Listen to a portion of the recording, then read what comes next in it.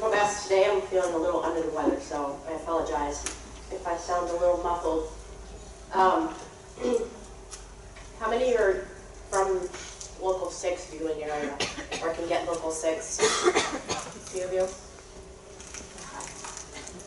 So this presentation originated for the Paducah area only, but I've expanded it so that it includes Kentucky and Tennessee in some respects here, so that it covers all areas.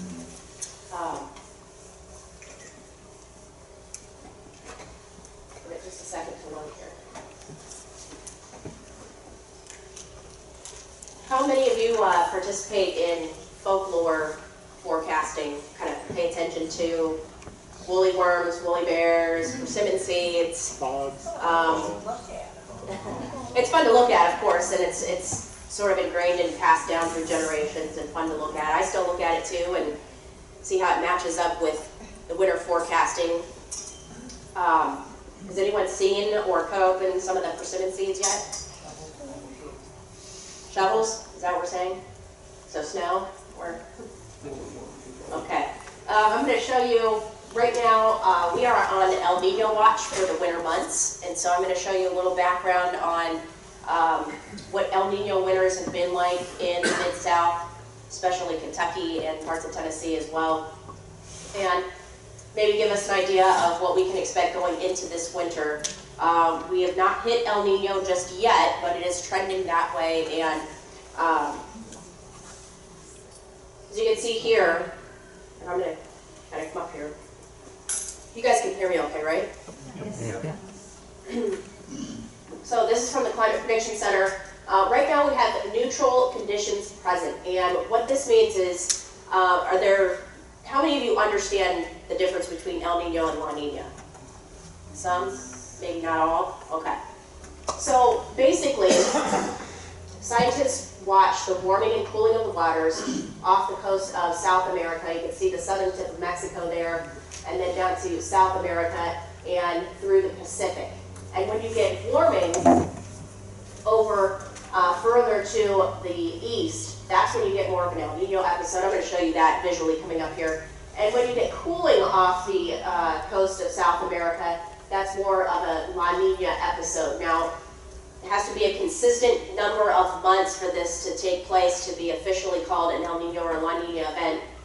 But right now, we're still seeing fairly neutral conditions across the Pacific right now and in the areas of the ocean that they monitor for that warming and cooling.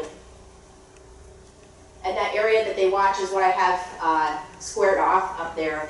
And while you can see a lot of warming, the orange and red shades there, you also see at the very bottom half of that some blues. And so that's been pretty consistent, and then it's sort of 50-50, but now it's starting to trend towards the warmer side of things, and that is why we are on El Nino watch going into the winter months. In fact, the Climate Prediction Center is giving it a 70 to 75% chance of an El Nino episode as we head into the winter months. And of course, meteorological winter is December, January, and February. So when you talk about winter, those are the 3 months that we're referring to.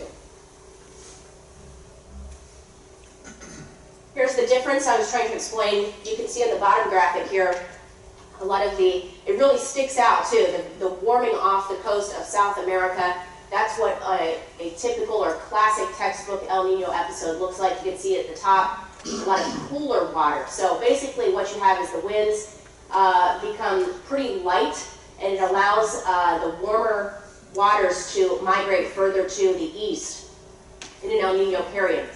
As you get into a La Nina episode, you've got the winds a little bit stronger headed over to the west, and that brings up water from down below, so cooler water from below up well and make for that cooling off the coast of South America and in a La Nina episode. And here's the result. So during a La Nina, and this is just a general, every episode is different. We see different results from the types of El Nino events we have, whether they're weak, moderate, or strong. But in general, this is how it impacts North America. You can see in a La Nina type event, you're getting a big dip in the jet stream south to get colder air draining further to the south. And your Pacific jet stream is actually a little bit further to the north, but in an El Nino case, you've got a lot of moisture, big moisture train across the southern tier of the United States, and you don't really get the big polar outbreaks, the cold air outbreaks, but there are other factors, Arctic oscillation, that also go into this too. But if we're just focusing on El Nino and La Nina, those are the differences between the two. So the last El Nino event we had that impacted Kentucky and Tennessee in these ways here was the winter of 2015 and 16. And this was an unusually strong episode of El Nino. And this is compared to the 30-year average. So you can see temperatures across western Kentucky were about 3.5 degrees above average. As you get into middle Tennessee, pretty much the same. The biggest change was up towards Louisville, Frankfort, and Lexington. You can see there where temperatures were over 4 degrees above average compared to the 30-year average. And you can see even up towards Chicago, central Indiana, those temperatures were even warmer yet. Precipitation made a big difference in the eastern side of Kentucky and Tennessee. You can see there in what looks like the Tennessee River Valley there. As you get down towards Knoxville and Chattanooga, they had well over 6 inches above normal for rain. So you can see how it really impacted different parts of the state differently. In western Kentucky, we were not much of a change there. Same for the Local 6 area. The area that I cover includes southeast Missouri, southern Illinois, and northwest Tennessee as well. And you can see even down into west Tennessee, it was below average. So there's quite a difference across the area there. And this is the big one that everyone looks to. And I don't know why that the data didn't display for Tennessee on this one. I'm guessing that, Chrissy, would you know why? Just, is there average snowfall computed for the state? That's weird. This is from the Midwest Climate.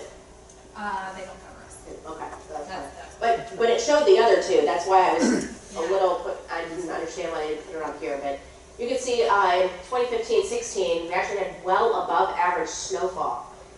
It all depends on where the jet stream sets up for the winter months as well, so that will have an impact. But you can see to the north, there was actually a lot less than normal. Kentucky seemed to be kind of a sore thumb sticking out there, and those of you that love winter snows were happy that year, but we were definitely an exception there. So the upcoming El Nino episode is anticipated to be fairly weak. It's not expected to be like this case that we just looked at.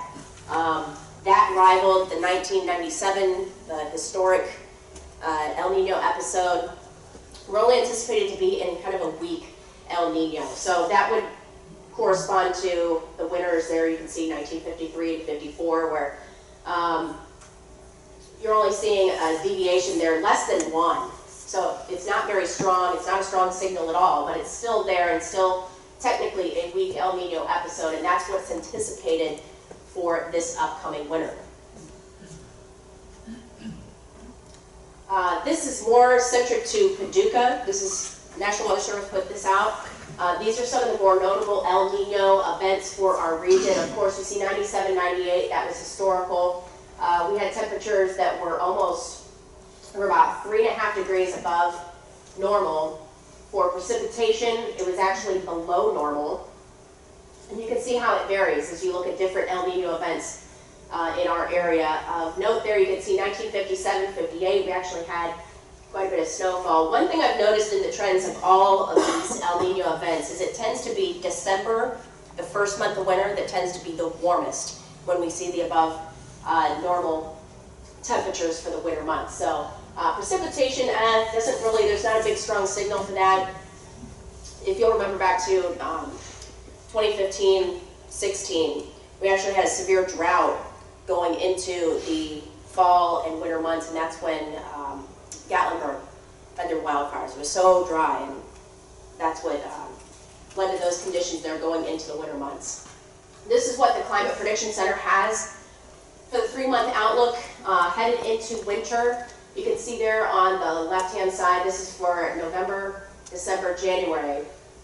temperatures at or above normal, especially for Illinois, Kentucky, and Missouri. Tennessee, kind of equal chances. Even in that lighter shade there of orange, it's pretty close to equal chances, but historically, El Nino events tend to bring in slightly warmer than average temperatures for the winter months. You can see precipitation on the right-hand side here, and it really just shows equal chances, although I like to watch trends over the months leading into winter, and we've had awfully wet weather going from spring to summer, fall, and since we're not seeing a big change in that, I have a feeling that the jet stream will align and probably keep things wetter than normal. And we'll see if they update this. Of course, they update. The last time this was updated was October 18th, so we'll likely see that update pretty soon within the next week or two. Do you know when they put out their first or second week of the month, probably? So that's all I've got for winter months here. I'd be interested to know if you've noticed any trends yourself in any of the years that we looked at. As it concerns El Nino. Chris? Well, I noticed that one of the analog years you had was 77, 78, and that turned out to be a monster storm at the beginning of the year. In fact, a lot of school systems were out for like a month. Yeah. And I think that happened for many states. Yes, it did. Yeah. So I hear that one from my mom all the time, just sitting in the back. She's talking about that one. That was the year before I was born. So. Well, for me as a kid, then that was like the greatest winter ever. Right. No school for weeks. No school, and you got to go out and play in it every single day, and it was awesome. But it was paralyzing. Yeah, and usually in some of these events that we looked at, past El Nino events, when it showed like 7.9 or whatever the snowfall total, it usually came in one event. So it's, you know, we may have a fairly dry or snow-free winter, but it only takes one to make a big impact like that. I know with in weak El Ninos, a lot of people tend to try to compare it to some other weak El Nino, and that's what happens when you look at the winters of 76, 77, and 77, 78. It was cold, it was snowy, and a lot of times when we actually look at weak El Ninos, we take those 2 years out because they were such bad anomalies. They were so unrealistic of what we typically see with weak El Ninos. And what the pattern really does depend on is, like you said, going into, you know, what's the current pattern, and then if you've ever heard of the North Atlantic Oscillation, NAO, if that's negative, that's usually trough in the east, that kind of thing. It's more of the other oscillations that really impact the weather here in this area. So that's, if you ever really get into it and geek out and Google search NAO and PDO, and you will be learning for days. Do you want to comment on the impact it has on severe weather? What we typically see in El Nino, we get one event in the fall, winter, which that looks like, according to Pat, Monday, right? Yeah. My house. And then it really does seem like winter likes to hold on a little bit longer, and our spring severe weather season doesn't start as early. So last year we were in a weak La Nina. When did we have severe weather? February. That's pretty typical. In El Nino, heck, even the weak ones, we see that severe weather doesn't really start till like May or June. So that is something to watch. You know, as Jennifer said, watch the trends leading up into this. And I think that will tell you a lot. Yep. Also recall December 2004, of course, that was one of our biggest snowfall events that we've had in Western Kentucky in the last quarter of a century. And like Chrissy said, you have to be a little careful comparing those with many other factors, but it does stick out in a big way. So thank you very much, Jennifer. Yes, appreciate thank you.